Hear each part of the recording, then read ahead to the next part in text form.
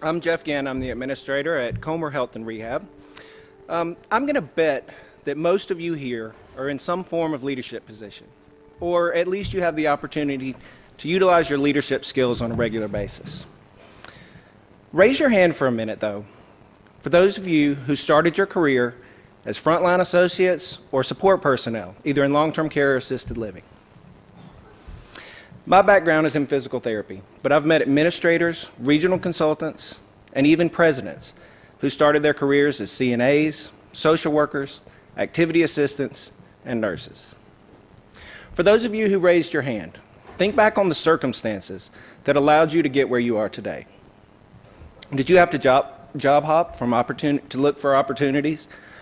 Or were you already in a situation that allowed for and encouraged professional growth? As I worked through the Georgia Leader Program over the last year, I definitely began to develop my own leadership skills, but more interestingly, I began to recognize the leadership potential of the people around me, not just my department heads, but from the frontline associates in our center.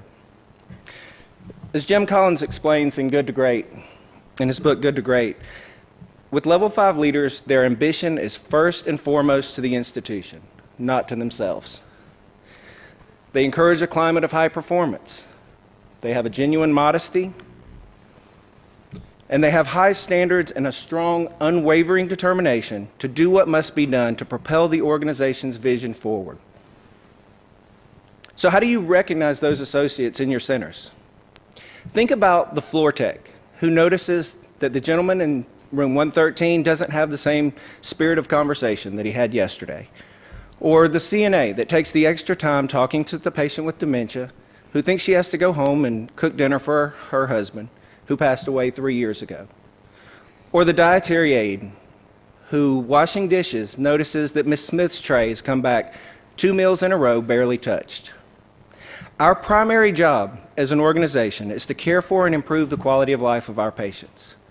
So when you see people going the extra mile, taking the extra time, or being especially observant, is that not an example of putting the institution above themselves?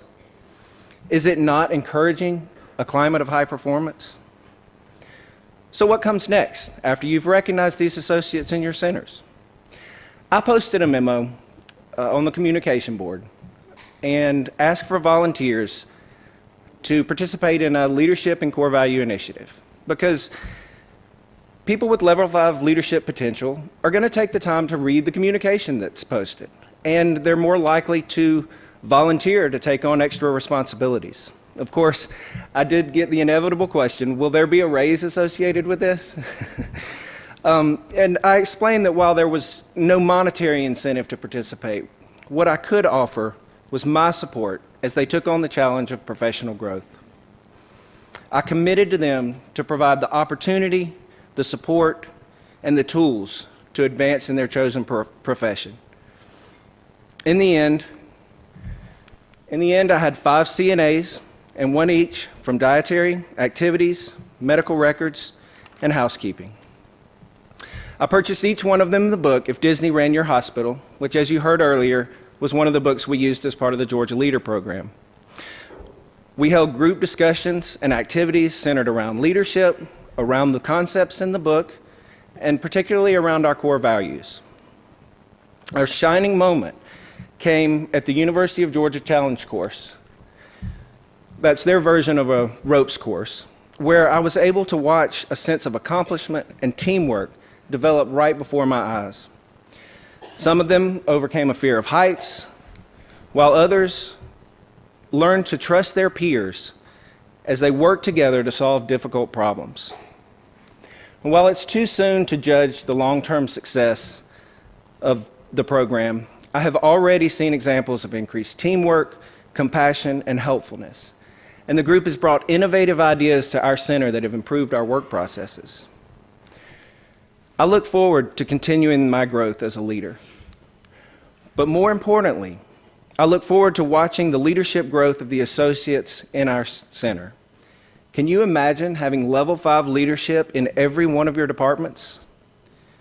If you can provide the opportunity, recognize the potential, and foster their development, just imagine what can be accomplished.